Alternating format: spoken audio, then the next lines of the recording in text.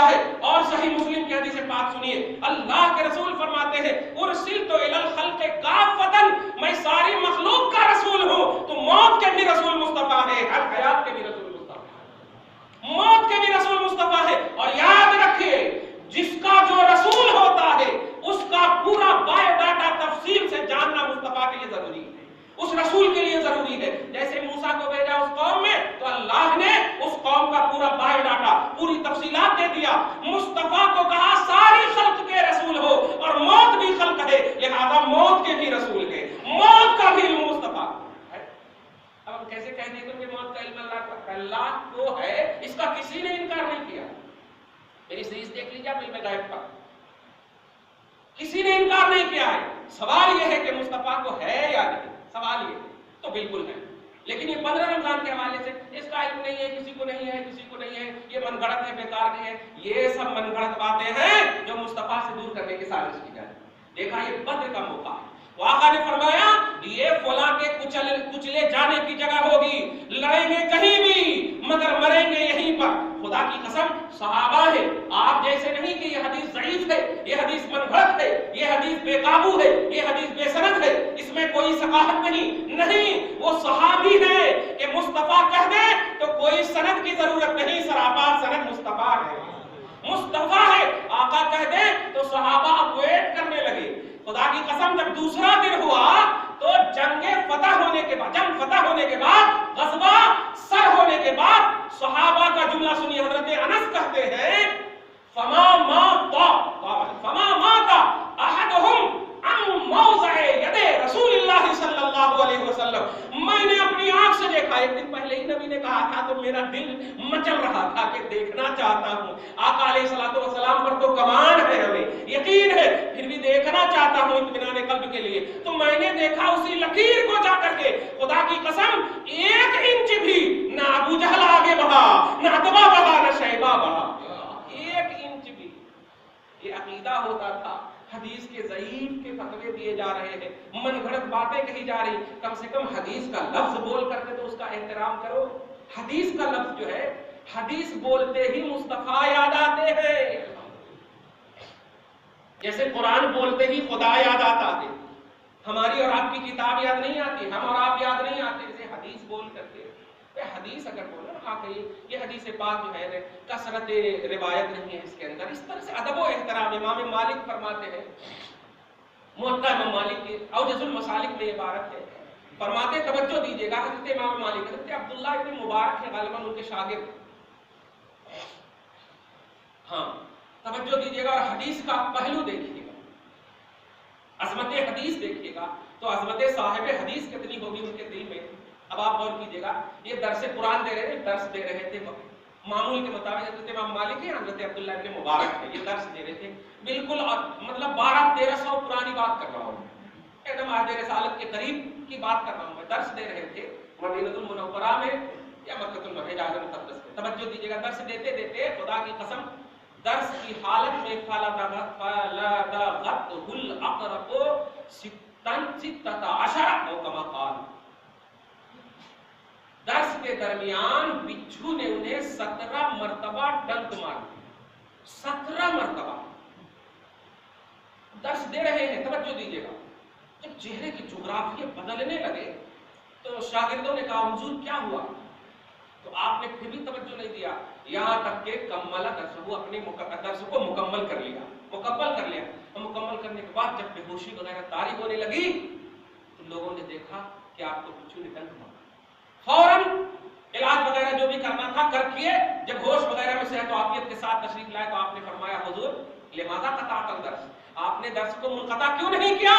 تو جملہ سنیے, من گھڑت اور موضوع حدیث لفظ حدیث پر بھی اگر آپ نے انگلی اٹھائی ہے اس طرح کی تو سمجھ لیجئے کیا ہوگا آپ کا. سمجھ جائیں, روایت ضعیف ہے ایسا بولو نا یار, حدیث ضعیف ہے کیوں بولتے ہو؟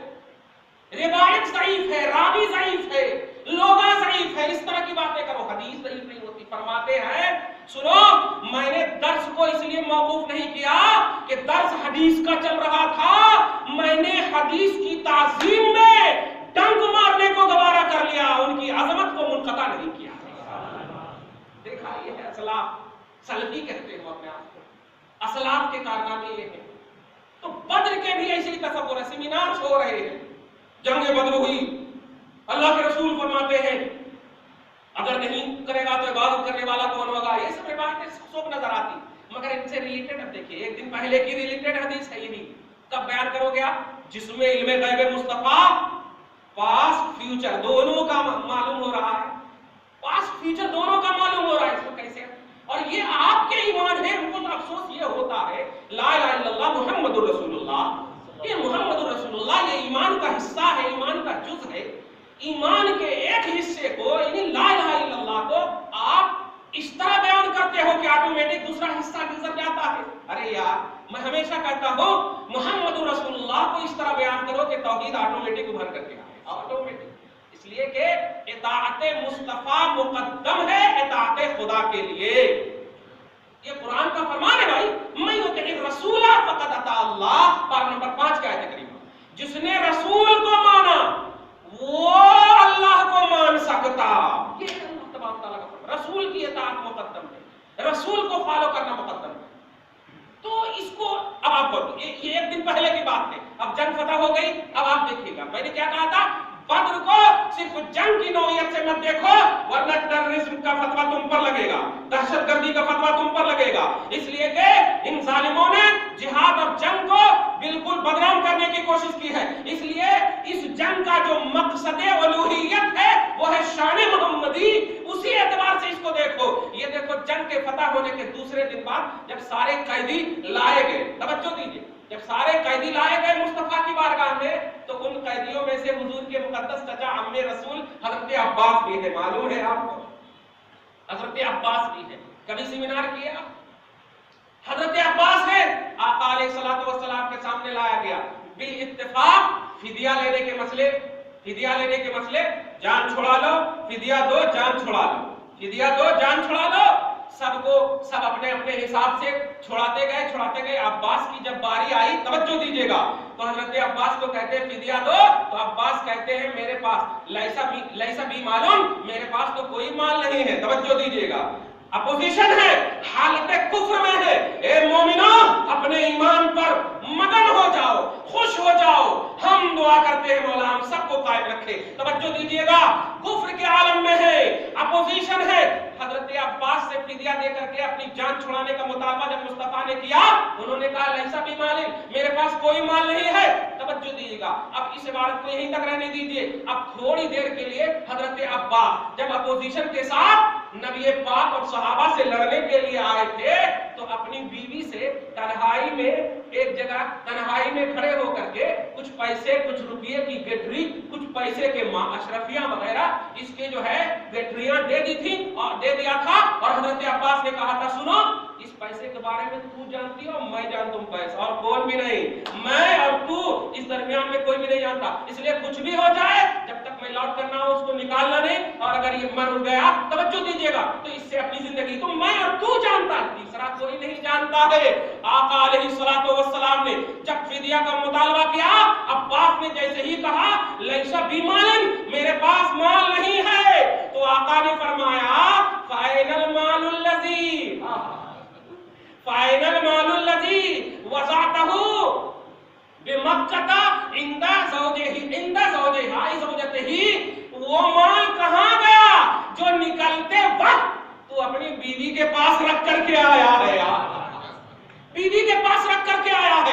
खुदा की कसम, कुफ्र के आलम में है, तवज्जो दे रहे हैं आप, कुफ्र के आलम में, अपोजिशन के आलम में आज लोग अमामा, टोपी और दाढ़ी रख करके मुस्तफा के इल्म गैब का इनकार कर रहे हैं, ईमान वाले इनकार कर रहे हैं। मगर उस कुफ्र के आलम में हजरत अब्बास का जुमला सुनिए, या रसूल अल्लाह, मेरे और मेरी बीवी के अलावा तो ये राज कोई नहीं जानता। वाकई आप अल्लाह के रसूल है, इसलिए कि मालिम बिहाजा, इसको सिर्फ रसूल ही जान सकता है, जो रसूल होगा वही जान सकता है। देखा आपने, गैब का अकीदा काफिरों का होता था कि रसूल उसे कहते हैं जो गैब जानता हो, जो गैब जानता हो। तब बयान करोगे बद्र में इतने लोग शहीद हुए, ऐसा करे वैसा करे, ये करे वो करे। नहीं प्यारे, कोई भी पहलू का आज जो हम बच रहे हैं, खुदा की कसम यकीन कर लीजिए, इसको गांठ